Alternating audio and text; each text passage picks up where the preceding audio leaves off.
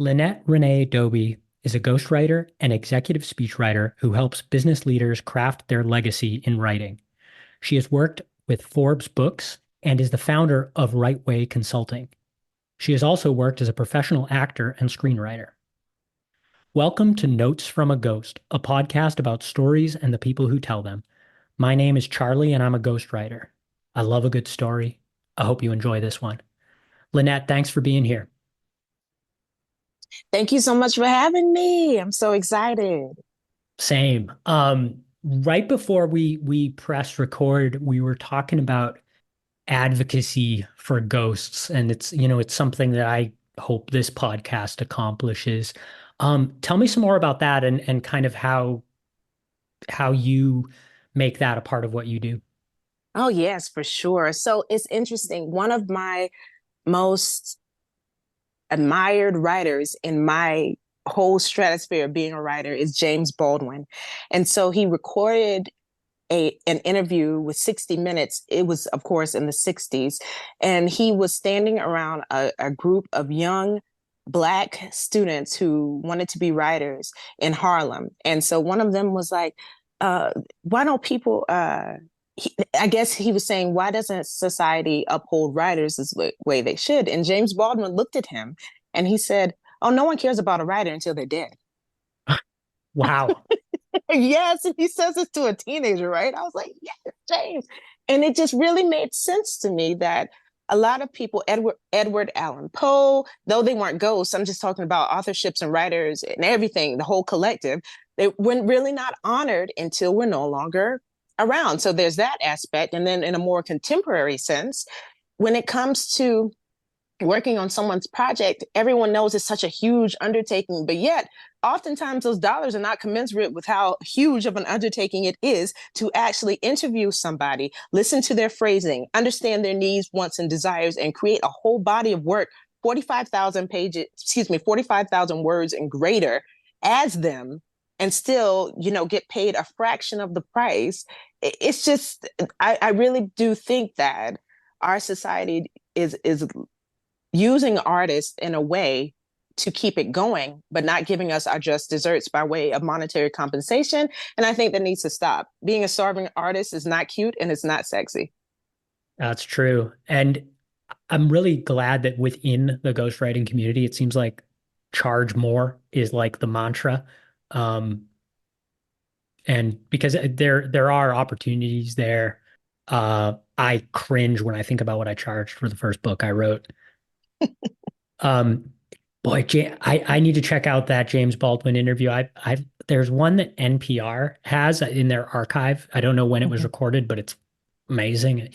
Mhm. Um, I am always astonished by the way he could balance that kind of brutal, pragmatic realism, but like not lose hope and idealism at the same time. And then the way he would just say it with such eloquence, and that's another thing that I think our society could stand to improve. An area of opportunity is that whenever you talk the truth or you say the truth to people, the truth isn't designed to be pretty. It's not about unicorns. It's not about lollipops and running through fields of cotton candy. It's about the truth. And it is ugly. It's brutal at times. But if you say it in a way of eloquence, as James Baldwin did, it gets across more, but it still doesn't land the way that it should because people always want to get in their feelings about things that are, you know what I'm saying? They're like, it's just a reality. And so I admire him so, so, so much. But yeah, I'll definitely send you that clip. It's really good. There's have you heard his playlist on Spotify? It's the and I don't know if these are if this is like literally a playlist that of music he liked or if it's just inspired by him, but it's basically like the Villa something playlist, and it's like music he'd have been listening to in summers in Italy. Oh, wow. No, I haven't heard of that, but I will look it up now. That's pretty cool. It's unreal. Wow. Yeah, a lot of good music. Nice. Thank you. I found on working on memoirs, there is always a moment, especially if I'm talking to someone who has given a lot of interviews and told their story a lot before, Hmm. and they have kind of a manicured sort of proper way to tell it. I just live for that moment when we break through that and it starts to, you get into that eloquent honesty you're talking about. And there's that moment of recognizing, okay, like this, now we're writing your book. Now we're into the real Hmm. stuff. I agree with you totally. There's a beauty in that. It really is. And there's something really special about someone trusting you to go there with them, I think. Oh, for sure. It's an honor. It is. It's very, I would say it's a quasi spiritual, or it is a spiritual experience, I think, I guess, bear witness in that way. Hmm. Oh, for sure. Because sometimes we're told things that people won't even tell their own families. And then, there's this trust that they know because of the NDA and also because of the trust that we built that it's not going anywhere, and it is, I do think thank you for saying that. There is spirituality. I'm a spiritual person. I think there's spirituality a lot in arts. That's why I think I'm so drawn to it because of the spiritual aspect of it. We are gifted. We're blessed to have the abilities that we have for sure. Now, I'm always fascinated by people's journey to becoming ghosts because I haven't heard two stories that are exactly the same. And your journey took you to Hollywood first. Hmm.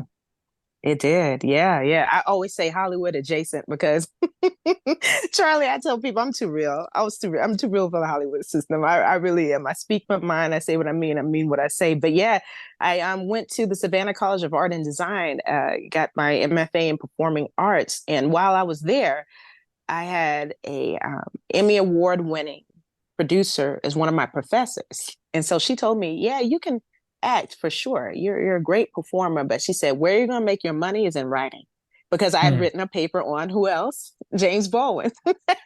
And she was just very impressed with the way that I wrote it. And so after I graduated, I spent several years trying to get into, Hollywood or independent, product projects that were adjacent to Hollywood. And I did make it on some sets and things of that nature. But after a while, it began to feel like I was hitting my head up against a concrete wall and nothing was moving, nothing was doing anything. And it just didn't feel like it was aligned with my spirit, my essence. And so I met someone who wanted a script written for their pilot of their hour of their dramatic series that they wanted to pitch to networks. So I wrote it for them and I wrote it really quickly and they loved it. And so it got pitched and the executives wanted to see it. And so it's being shopped the shopping process is for years. And so it's being shopped right now in Hollywood. But I love it because my name isn't really associated with it. And if anything comes of it, I hope definitely be associated in that way. But I don't have to put myself out there and meet with these people who are, sometimes very, very it's just malfeasance isn't even the word what exists in that industry. So from there, I decided that it would be my talent would be better served and my morality Hmm. if I began to, work independently. So I created Right Way Consulting, which is my company, and I started, copywriting for people. Then it morphed to ghostwriting, and I haven't looked back since. Cool. I Screenwriting has, I think, is just such an underrated discipline for understanding how to tell a good story and be efficient with your words. Mhm. What do you carry with you from screenwriting into the writing you do today? Oh my gosh, everything. One of my professors taught me when I was in SCAD. They told me you don't have to say everything, but you build the picture so it tells itself. So in essence, what I noticed is that oftentimes when I'm working on a book with a client, they want to be extremely detailed with everything. But I feel like there's ways that you can build the context in a way where it doesn't read like, this is what happened on March 14th, Yes. 2004. You build the story, and that's what we have to do. Because, like you said, the runway isn't very long when it comes to script writing and screenwriting. So you have to get in and get out. And so that's what I've really taken with me, and the ability to really craft a story from literally the beginning to end, and only putting in the necessities and taking out things that are not needed to serve the story. Because I tell people before I begin working with them, the story is the number one client. It comes out through you. It is formulated and shaped by me. And so ultimately, we at the end of the day, we have to serve the story. Oh, I love that. I'm stealing that. The story is the number one. That's so good. Yeah, I think that's a great way to explain editing, where people might get very personal and in their feelings Mhm. about cutting certain things, or Yeah. I think if you shift, like, I mean, that's how I think about editing. Is it's not, this isn't about me. This is about making the story as good as it can be, and that might mean saying goodbye to things that I think are really special or Mhm. make me sound good or whatever. Right. Exactly. Because if you take it off both parties and make it about the story, that's when you get the beautiful, the raw, you chisel away and the diamond comes out from that because you take away the people. It's the story. I mean, Mm. because isn't that what makes people sell? That's what makes people interesting and prolific. It's the story. It's not really them. It's where they were placed in different circumstances that led to the outcome that made them. So yeah. Yeah, that makes so much. And I think and again, I mean that goes back to screenwriting, right? I mean if you can't show it, it's Hmm. worthless. You Right. don't get to in a screenplay, you don't get to use ideas or feelings or you unless you can show them visually. Right. Exactly. I've heard other ghosts compare what we do to method acting. And I would imagine that having like actually studying acting as you've done, Hmm. that must be a real asset in ghostwriting. Oh my gosh, it is. Because before we even got up on our feet and got on the stage, they taught us how to do character development. And I don't mean just like, oh, they were born here, da da da. No, we went so far as to create for a character. We did an exercise in which we talked about their 12th birthday party. Oh, Yeah. Yeah, because think about it. Because, like, if their 12th birthday party, only one of their parents was there, how did that shape them at 22, then at 32? So you've got to know to get to those little nuancy sort of things, the minutia of a person, you got to know how that hurt them, how that shaped them. Or what if both of their parents were there and they had both of their parents at every birthday until 21, 22? How's that shape that person? So we got deep into character development, and that's what I do with every single client that I sit down with. I need to know different things. I ask them a lot of different. It doesn't matter what we're writing, what sort of book. I ask them about their childhood. I ask them about the things they liked, they didn't like, what defined them, what hurt them, what literally broke their heart. Was the first time they felt their heart break, and how did mm, that affect them? Because if you don't know the person that you're sitting across from, knee to knee or screen to screen from, there's no way that you can write as them. Because another thing that they taught us in method acting is that it is impossible to become someone else. Because whenever I hear people say, "Oh, he became that character," no, it's impossible. That's a psychosis. We're not able to turn into someone else. And when it does happen, unfortunately, it does potentially lead to the person passing on. Because that's what they argue might have happened to Heath Ledger, is that he got too deep, because it is a mm. very interesting thing. But that's a whole nother podcast, so I will get back to how it relates to ghostwriting.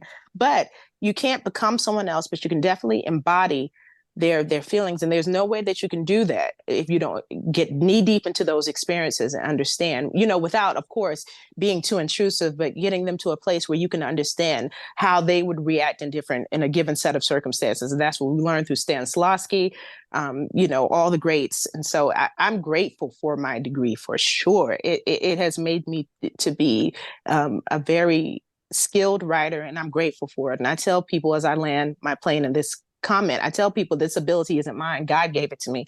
I'm not that good. The Mm. things that God does through me, He's good. It's not me. Trust me. But yeah. No, that makes a lot of sense. I mean, you can understand why, like, people like Homer talk about the muse, and they were Mm-hmm. quick to give credit to some higher assistants Mm-hmm. for sort of facilitating the storytelling, not even them doing it. Exactly. Would you recommend that writers who have no acting experience maybe try some improv or read up on Alexander technique or Stanislavski? Absolutely. Absolutely, especially Alexander. Thank you, very good for mentioning that. That's where I learned the body mechanics. I work from the floor. Again, we can have several offshoots of conversations from this one podcast, but I definitely do see the benefit in getting deep into the arts and becoming a true artisan, by starting going deep into some discipline, even if they can't go as deep as I did, get a master's degree, which is that's debatable, but they can take local classes, improv, because it's helped me become a better communicator. It's helped me be more witty. It's helped me be in the moment, because we had to do this thing called a wedge of awareness. So we pick something every week.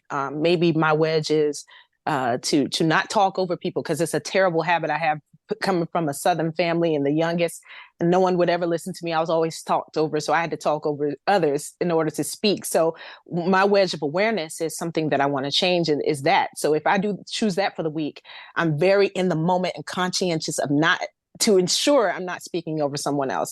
That has helped me be present. That's helped me be cognizant of becoming better, and it helps me with my craft. And so, to bring it all back, if someone is interested in getting deeper and formulating characters, pardon me, and getting closer to their client, acting and stage will do that, because you shed away the ego of self and you go out and have fun, and you can definitely put it into other aspects of your career and your craft. You bring up something kind of interesting, being from the South. I've always had this theory that the one weird skill I have that I think maybe helps me as a ghostwriter is I've always been told that I'm really good at impressions. And I think that might come from, as a kid, I spent my summers in a part of Ireland where people have a very strong accent. It's not the Irish accent that's in movies. And so I grew up hearing different accents, different expressions, different little, very, very small differences in turn of phrase that could indicate a lot about a person. Mm-hmm. Do you think that you experienced some of that growing up in the South? Oh my gosh, of course. I'm over here trying not to laugh. Oh, for sure. And I remember vividly, to that end, is that I used to stare at people, and my brother used to be like, Lynnette, he would be concerned, but people have always fascinated me. And then the different varieties of accents in the South, because I've been told that people can't hear my Southern accent, but that's because my mother, it was intentional. She was like, I don't want you to speak with an accent, because people will prejudge you. She was like, you're already going to be, prejudged, just by first glance. But with your accent, she's like, I want you to speak where people don't know where you're from. And it's one of the greatest gifts she could have given me. Because I mean, if I want to, I can get to a Southern accent, trust me. It can come in there really, but but I've taught myself to adapt in a different way by speaking differently. And that's not, I want to be clear. I don't want anyone to hear this. It's not assimilating to speak like someone else, but it is speaking as myself, but with less of an accent. But I definitely think that being able to switch back and forth is a really cool thing. And that's a unique perspective that you had when you were younger, being able to go to that region or island and hear that raw, true accent. That's dope. That's really cool. And the other part of that I should have mentioned is that I spent the other 9 months of the school year in Boston, which has its own very distinct accent. So Yes. my friend Rachel, who is from North Georgia, Southern Appalachia, was on this podcast recently, and she was talking about her relationship with her accent and with code switching and the way that kind of it changed as she lived elsewhere. And Yeah, for sure. It's an interesting thing, because a lot of times, when I was coming up, people was like, oh, you speak differently, you talk this, you talk that. No, I'm articulate. That's what it is. Let's not attribute speaking intellectually as one race, one group, whatever. I'm articulate because my mother was raised that way. She said her father would make them pronounce all their diction properly, and that's what I learned also in grad school. When I speak with you in this forum is a lot different from if we were probably just chilling and talking, but I want people to understand me clearly. But the use of the voice and the diction and the expressiveness of communication, it's really cool too. It's something that I'm also interested in and I study as well. Well, I starting a podcast has made me acutely aware of how often I say and all those little things. It happens. Now you tend to work with business leaders and Hmm. you help them tell their stories. And one question I'm always fascinated by, because this is always when I work on a book like that, this is the first challenge. It's the only thing we really have to get right. And that is like, how do you find a narrative in their business or their experience as a business leader, where it's a story that will actually sustain a full book of a couple, like you said, 45,000 words or more. Oh, for sure. But the thing is, you're going to laugh. Some people may roll their eyes at this point. I don't find it. I let it find me. Mm, And I know that sounds, whatever, but it is the truth. I just, for the first 4 meetings, we don't talk about anything book related. We talk about them. Again, it's getting into that quote unquote character. You're substituting the character per se for the actual client. And so for the first 4 meetings, we're talking. I want to know everything. Tell me about your family. Tell me about, you know, your position in your family. If you have siblings, are you the first, third, second, fourth, fifth? We just talk and I just listen to them speak because cadence is huge. How they speak, I have a long cadence. So I want, I don't want anyone to sound like me. So I want to know what the client sounds like. And then from there, those 4 sessions, that's when I can build. That's when I understand, oh, I see what's going on. Because you were the middle child, you felt like maybe sometimes you were overshadowed by the youngest and the eldest. And so you are so driven in business because you're still that inner child. You're doing it for the inner child who felt like they weren't seen as much. Okay. Or you're the youngest child and everyone, all eyes were on you. And so now, coincidentally, you are living life as a business person because you're always on stage. And so that's why you have the need and the desire to be in this, that, and third. So I let the story kind of present itself to me, if that makes sense. yeah, that makes a lot of sense. I learned the hard way that the more time you spend on those kind of, I call them almost like blue sky calls where you're not, there's no agenda, you're not trying to tick boxes or stick to a script, you're just chatting and getting to know each other. Um, that those end up making your life a lot easier when the time comes to actually create an outline, create a story, or Oh, or for sure. find a story or have a story find you. I Mm-hmm. really like that. Yeah, for sure. And you actually have an ebook of your own out recently, that kind of speaks to an industry specific problem in an interesting way. Tell me more about that. Yes, for sure. So I wrote a book. If your customer service sucks, your business sucks. And it's a comprehensive guide to help writers and also other freelancers understand that you've got to serve your customer for your business to be optimal. You have to. And what we do along those lines, though not deeply included into the book, but what we do is we do customer service.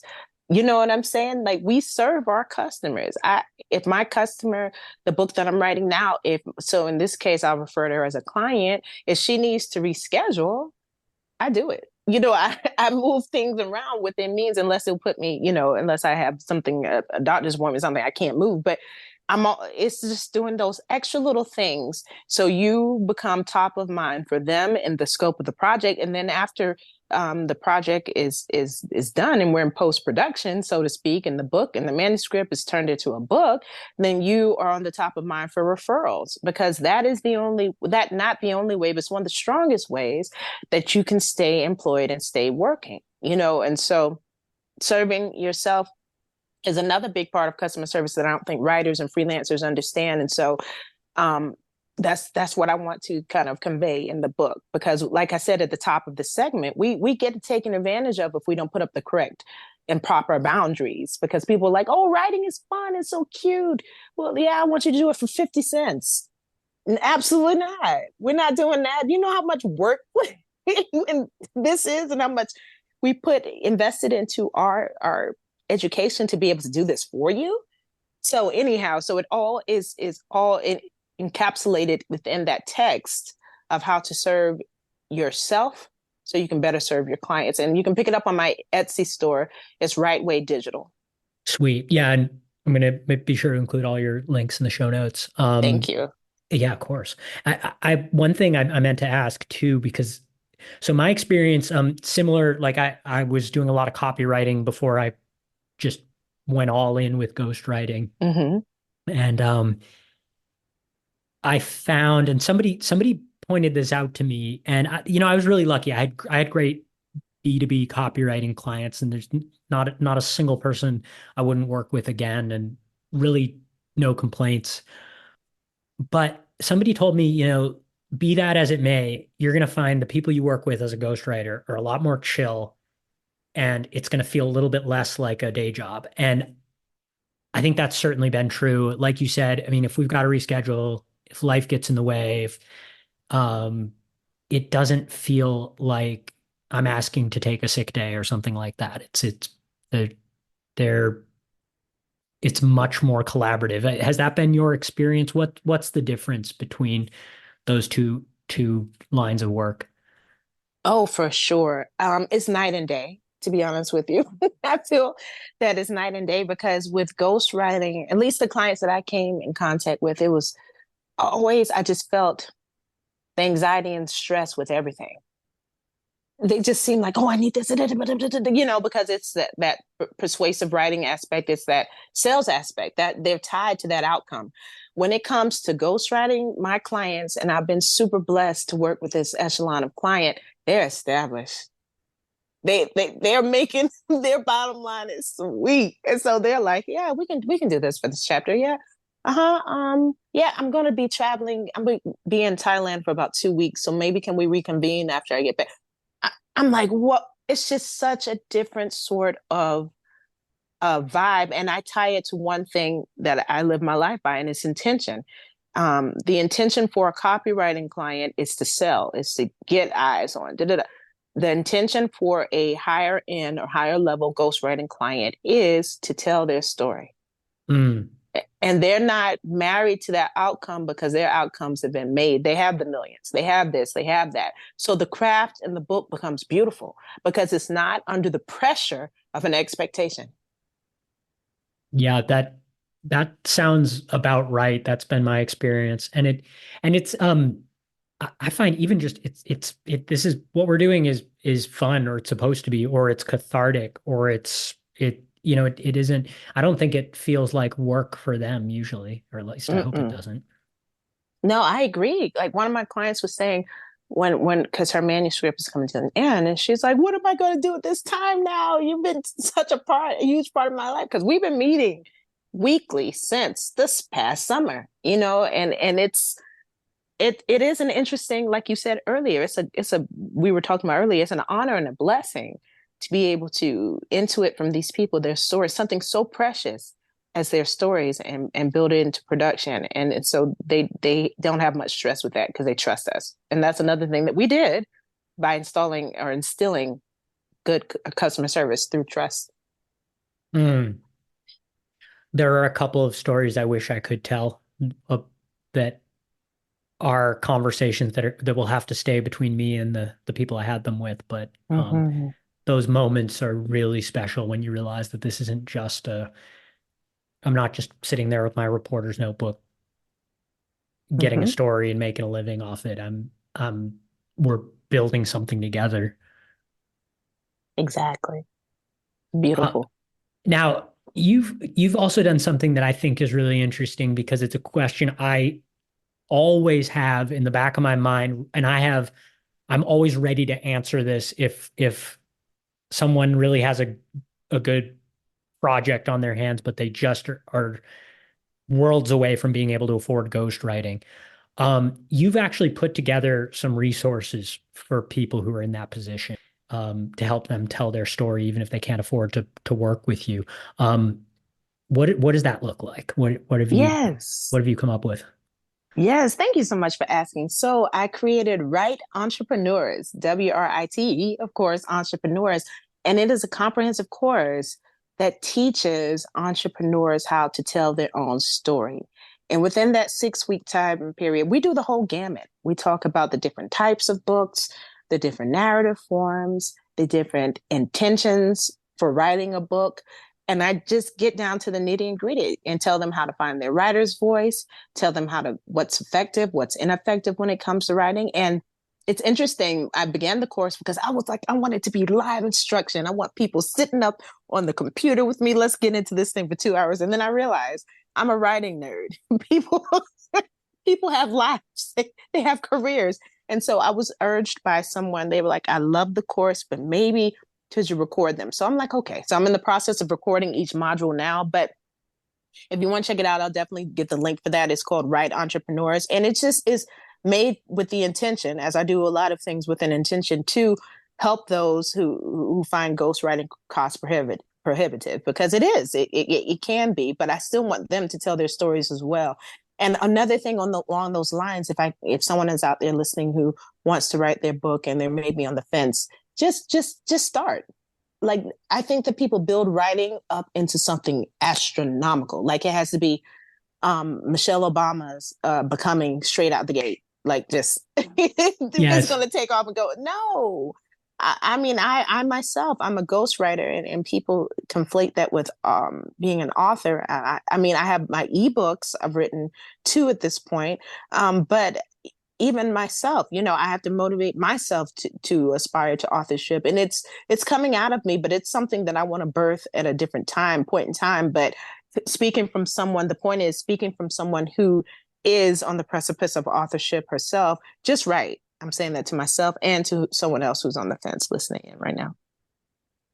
And that's something, and I've brought this up like so many times on this podcast because it's something that fascinates me. Most people, because like Michelle Obama's book started somewhere and it wasn't the product you see Mm-mm. the final version of on the shelf. And I think most people, unless you're a writer, you haven't seen what writing in progress actually looks like. Um, and I try to prepare people for that because Mm-hmm. I've had some rude awakening kind of moments where Mm-hmm. someone finds one small typo and they're like, "I thought you were a professional writer. What's going on here?" Um, but it's they've never seen a rough draft. Right, exactly. And it reminds me of something that Meryl Streep said, that she rarely lets cameras into to her rehearsals because she said it's process. It's ugly. It's nasty. It looks terrible. If you look at someone's rehearsal, you're like, are they really a professional actor? It's the same thing with ghostwriting. And I for one, any aspiring writers out there who are intimidated by the grammar aspect and the commas, grammar I'm better at, but the commas and stuff, oh please. If people find mistakes, and I stand 10 toes down on that, because that's why God invented editors. Yep. Yep. Yes. Mm-hmm. Yeah, exactly. Yeah, I'm not very good at spelling, but I Mm-hmm. know some great proofreaders. So That's it. That's it. And that speaks to another overarching theme I hope people get from this podcast, is that you don't have to be perfect. You just have to have the desire, the intention, the skill and ability, and it will get polished. I mean, look at how cobblers make shoes, how people make purses from scratch. It's hideous at first, but then it's shaped and molded and sewn and buffed and all this to make a finished product. And so that's the same thing. It applies for writing as well. No doubt. and you have a lot of experience in a really special ghostwriting niche Mm-hmm. that I've always been fascinated by, Mm-hmm. and that is speech writing. Mm-hmm. Um, so what makes a great speech, and then how do you write one? And how is it different from, because I would imagine like with a book you have so much space and you don't have Mm-hmm. to, like, obviously every word counts, but you don't, it's not like music. It's not like one wrong word could take away the magic or whatever. Whereas a Right. speech, Oh, it's like it matters. What's that like? What's it like to write a speech, and how do you write a great speech? Oh my gosh. Yes, speech writing, I'll be honest with you. Out of all the mediums that I write, I would say that's the most difficult. And it's the one that I charge the most for. I mean, because it comparatively speaking, I guess in terms of length, because within a 3,500 word or 3,000 word speech, you've got to hook, you've got to stay hooked, and you have to land that plane softly and so sexy and so good that it gets a round of applause. You know how you've been on plane, people cornily, I think it's corny, but they clap Oh when it lands. God. But Yep. right, but that's what speech writing is, because you can't throw away. In grad school, we used to talk about throwing away words in scripts or in prose. If it's not, if the emphasis doesn't need to be in that word, you kind of throw it away. With speech writing is the opposite. You cannot throw away one word, not one article, not one anything. So it's all about, again, what is the intention of the speech? That's where I start. What do I want the audience to feel? And that's something I learned from grad school. Whenever we're acting a scene, we pull things out of people. Like, for instance, if you and I were to do a quick scene right now, if I wanted to make you laugh, I would pull out all the stops to get you to smile. I would do different techniques and tactics to get you to smile. Same thing applies with speech writing. If you want them to be like, oh, if you want them to be like determined, hey, after this speech, I can do X, Y, Z, you pull that out by sharing relatable stories, relatable instances to make them feel that. So you think about that. You start with the intention. And then number two, you look at your word count, because you can't go over. And the word count needs to be in accord, it needs to be in accordance, excuse me, with how long of a time you have. And you Mhm. cannot go over. Some of these people, when they're speaking for conventions or they're speaking somewhere, you can't go over. So you got to be tight. And then thirdly, I always put interaction into my speeches. Y'all gonna be doing something. You're gonna be stepping up, you're gonna be raising your hand, you're gonna be taking a poll, you're gonna do something, because you've got to have engagement. I liken it to stand up, but not really, not in the Mm. sense of the actual art form, but in sense of the way that they formulate their jokes with callbacks. I do the rule of three. I do a callback of three. So if it's, let's say if this the saying is, we will win today, mid part of the speech, we're going to incorporate we will win today in the last part. So I do a lot of callbacks. It's just a very interactive form of writing versus any other form that I've ever done. Mm. And that's really interesting, that thinking of the audience as a participant in Mm-hmm. the speech, and kind of an unscripted participant, because Mm-hmm. unlike a screenplay, or you can have intention there, but there's a also an energy of the room and of the delivery that has to happen on the day.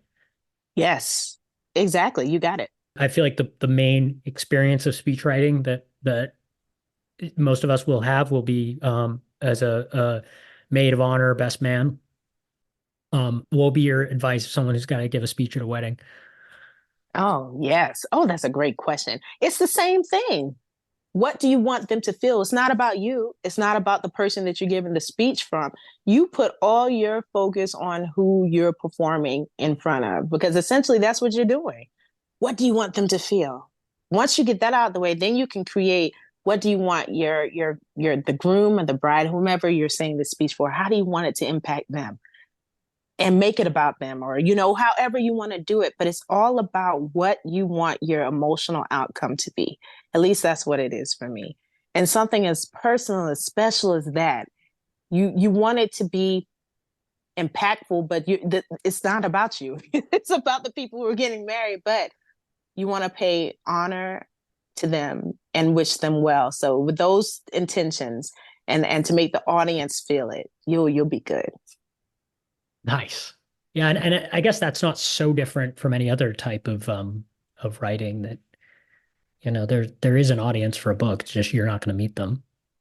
Exactly. And that's why it's so beautiful to have started with a performing arts background, because it's all tied in. All of these different forms and mediums are from the same umbrella. And once you master one, you can do numerous other iterations of that. And it's beautiful. That's why I love being an artist, honestly. That's cool. What's on the horizon for you that you're excited about? Oh my gosh. it's amazing. As an artist and a creative, I don't even think of the future. I know people will be like, "What? Dun dun dun!" But no, it's such a presence that I have in order to exist. To be a Black Southern female ghostwriter in an industry where, man, I just want to. Every day that I wake up and I can write something, someone feels it. That's good for me. I can't even get to the future. I mean, but if I were to, in the case of this, if I were to say something, I would say my future would look like using the gift that God has given me to impact and help others. Because a lot of people, I'm noticing from the way that they write on LinkedIn, the way that they, their presence in comments and posts, they need some help. And it's not about the grammar. It's not about the syntax. It's about stop being so locked up and putting so much pressure on yourself. Just write the doggone thing. Just write it. Just write it. And I want there to be liberation in writing instead of the connotation that writing is stifling and people feel imprisoned by writing. I want to change that. It's a beautiful thing. So that's kind of what I do. And even though, because my LinkedIn profile says trained storyteller, and someone shared that with me, they were like, "That's what you are because of your fine arts training." But ultimately, what I want to do through my LinkedIn, and I haven't posted in a couple of weeks, but my aim is to help people get comfortable with words, because I don't care how advanced technology is getting, you've got to learn how to write. It's a necessary skill. It's not something that's going to age out. It's not something that's going to go sour like milk that's been left out for weeks. No, writing is a necessary, skill for professionals, and I want to help them with that. That was like supposed to be a wrap up question, but you said a couple of things that if you have time that I have like some follow up. Let me see. Yeah, we got 10 minutes. Cool. Let's go. All right, let's do it. Yeah. So I mean, the LinkedIn for starters. I think this came up on another episode. The one thing that I find really frustrating is people will post things that, and on the one hand, it's good, right? Because you're talking about a job opportunity for you and me. But I guess in rhetoric, you'd call it like a straw man argument, where they're creating a pseudo problem. And I'm talking specifically about like writing advice. And it's like, yeah, but that's not the hard thing about writing a book. Like I fully get that you're in command of whatever style guide and you do a great job at catching mistakes or helping people use better syntax, but like that's not that's not what is going to keep someone from getting their book across the finish line or going there emotionally with their own story. And I don't know how much of that is their fault, someone who's sharing stuff like that, or they're just doing the best they can with the algorithm and the need to post a lot or whatever. But I find that frustrating too. There's definitely room to give people a hand there.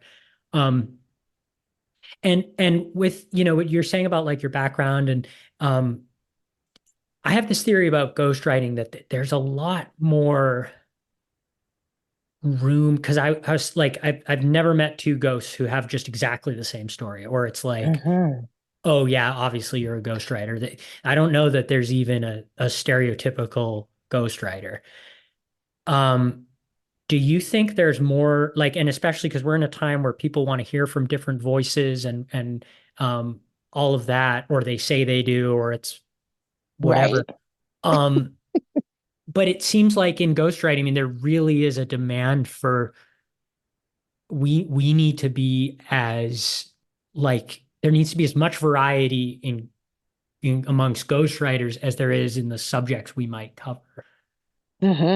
Oh, for sure. And I wanted to respond really quickly to what you said about LinkedIn. Charlie, what I'm starting to think is these people know what they're doing. They're not trying to help the craft. They're trying to help. And it's just, it gets to be a little bit much. It's hinging on a borderline sickening. It is because it's, oh, do this. Da, da, da. I'm like, what is this marketplace? Like, what is the theme here? That's where I am kind of with LinkedIn. I'm like, where are we going? Who is this? Like, anyhow, but I agree with you. Wait, just pause on that for a second. Please. Do you follow LinkedIn lunatics on Reddit? No. Oh yeah. Okay. Like do yourself a favor, check out LinkedIn lunatics. It's basically curated LinkedIn cringe, just like the worst of the worst of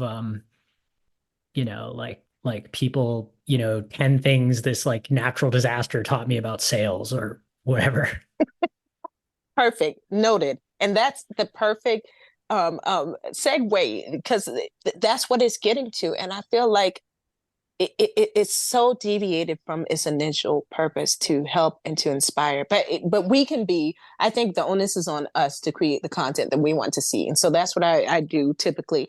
I had to take a couple of weeks off, like I stated, but I'm back on it as soon as possible. But yes, that was number one, and then number two, you were talking about the need for diversity, and well, not to put words in your mouth, but diverse, different viewpoints. And yes, I guess diversity in ghostwriting, I think it's highly important because my last couple of gigs, I've been selected because of, the fact that I'm a Black ghostwriter, because a lot of people, Black professionals, want to write a book, but they want it to be in a voice in which is culturally sound.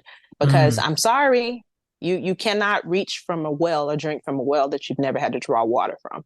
You don't know what it's like to go into the room and be the only uh, Black voice in the room, and then you people think that we're monolithic, so they think all of us think and act this way. Oh my gosh, nothing could be further from the truth.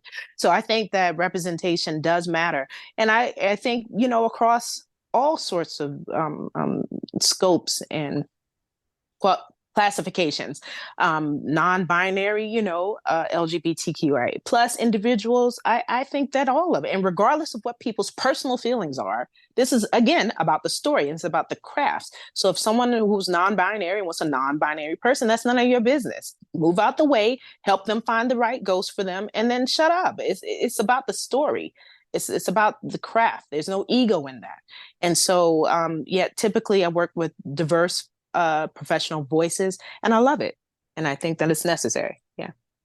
And it's really cool. Like I'm thinking again about the difference between what you're describing and like the landscape of copywriting. Mm-hmm. And I mean, one of the things I love about being a ghost is diversity in the folks I get to work with, Yes. that I get to hear stories that are in some cases there kind of has to be an element where like maybe I haven't experienced exactly what this person has experienced, but I've experienced Mm-hmm. something in my life that gives me access to um being able to tell their story authentically, or to be able to at the very least not ask stupid questions. And that's so different from the hope this email finds you well corporate thing where you get a lot of maybe like people who are like diverse but the same, if that makes sense. Yes, I Like, agree with you. And you're making me think that's why I wanted to stop copywriting, because it literally is just like that. That was a very good way of describing it. And I couldn't take it anymore. Very different, but alike in the same way. Yes, this is but ghostwriting, on the other hand, is truly a diverse world. And it's amazing. And like you said, there's always intersectionality between someone's lived experiences and yours. And that's where you find that common line. If you are writing for someone with a diverse voice, you can find it that way. But then there's also some nuanced things to the Black community that are just nuanced. I mean, we just know it, hmm. just like I'm sure from your background, So it's a beautiful thing to find the sweet spot with the proper client, for sure. Lynnette, thank you so much. Thank you. This was amazing. I like we went in so many unexpected directions. I always, Yes. I had sent you a couple questions before this, but the follow-up is where the good stuff is to be found. Where can listeners find you? Oh, for sure. They can find me on my LinkedIn page. It's Lynnette Renee Doby. comma MFA because I paid for that, so it's going to be wherever I am. Also, my website www.writeway, that's WRITE, wayconsulting.net. Those are the two predominant places. I do have an account on Instagram. I'm not as active, but those two places for sure. Awesome. Thank you. And we're going to have to, like I was saying before the show, we're planning some follow-up episodes, and I'd love to have you back for one of those to You talk better about believe it. kind of a Mm-hmm. little more like talking shop and like some of the nitty-gritty. Mm-hmm. We have one coming up on red flags that I'm really excited about. Oh, yeah. I'm Um, there. Thanks again, Lynnette. Mm-hmm. For sure. If you have an epic story, I'd love to hear it. You can find me at dailyprose.com or on LinkedIn. My links and Lynnette's and that James Baldwin playlist I mentioned are in the show notes. Thanks for listening.